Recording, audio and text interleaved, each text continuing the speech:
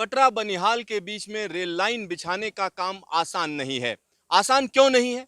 आसान इसलिए नहीं है क्योंकि यहाँ पर जो रॉक फॉर्मेशन है कहीं ना कहीं उसका असर दिख रहा है। यहाँ पर आप देख सकते हैं कि मरी फॉर्मेशन बोली जाती है। मरी फॉर्मेशन का मतलब हुआ ये खास तरीके की रॉक्स होती हैं जिनको यहाँ पर आप देख सकते हैं।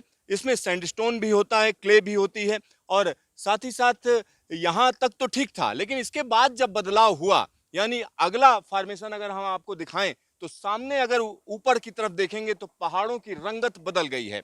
यहाँ पर रंगत कुछ और है और सामने जो आपको दिख रहा है वो डोलोमाइट।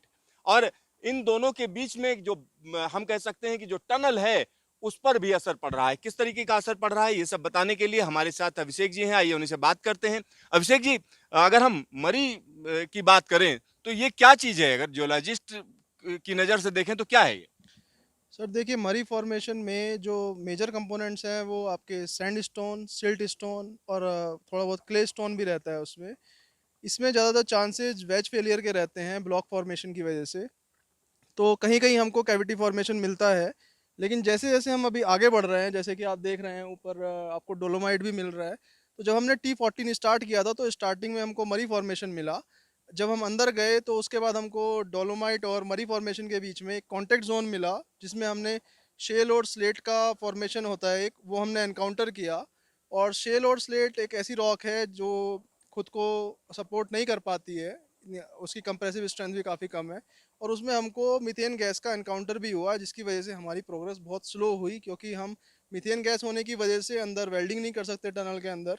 और जो उसकी कंसंट्रेशन हम लोगों को मिली मीथेन गैस की, वो लिमिट से अराउंड 10 टाइम्स ज़्यादा थी, जिसकी वजह से हजार्डस, एक तरीके से हेल्थ हजार्डस भी है, जो वर्कर्स के लिए काफ़ी हजार्डस है बेसिकली हेल्थ के लिए। मीथेन में तो बड़ी आसानी से आग लग जाती है, तो क्या इस तरह की कोई घटना भी यहाँ पर हुई? मीथेन एक्चुअली फ्लेमेबल गैस है एक तरीके की। तो ज़्यादा कंसंट्रेशन होने की वजह से तुरंत कंबशन, उसमें कंबशन की एक्टिविटी स्टार्ट हो जाती है, जो हमने एनकाउंटर भी की है काफ़ी बार, 2-3 बार।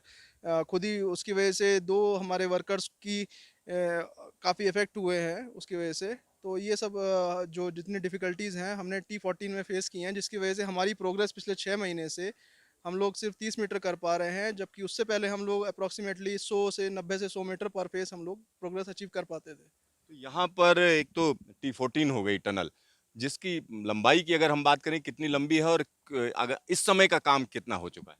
देखिए, ये पूरा T14 पूरा टनल जो है करीब 6.5 किलोमीटर लंबा है, जिसमें दोनों KRCL और इरकॉन दोनों जगह काम कर रहे हैं। हमारी तरफ से हम लोग KRCL इधर से प्रोग्रेस कर रही है।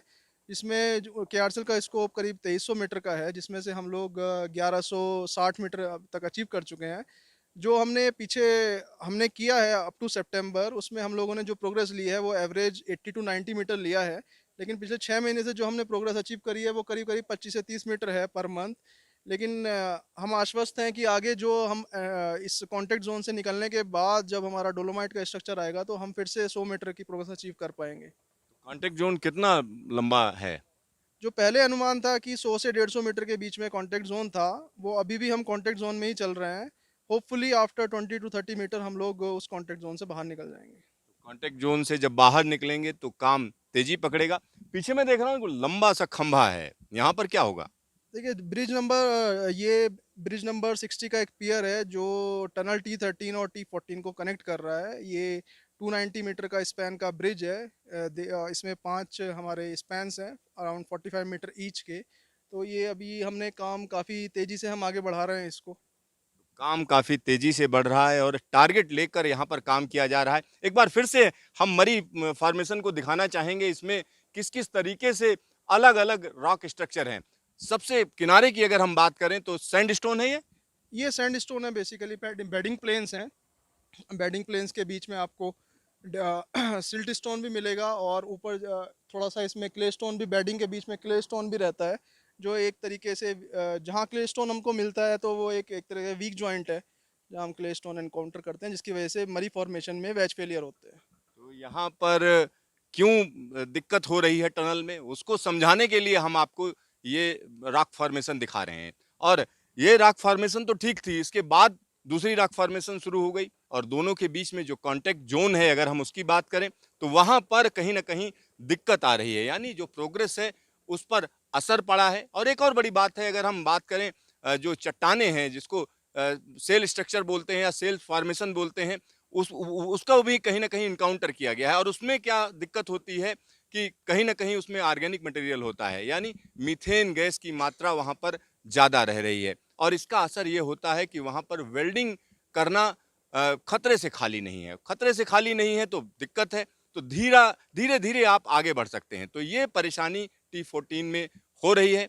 अब आपको हम दिखाएंगे इसके अगले वीडियो में, हम आपको बताएंगे कि किस तरीके की स्थिति T14 के अंदर है और वहां क्या क्या किया जा रहा है। कैमरामैन DK शर्मा के साथ सिद्धार्थ, न्यूज स्टेशन सावलाकोट।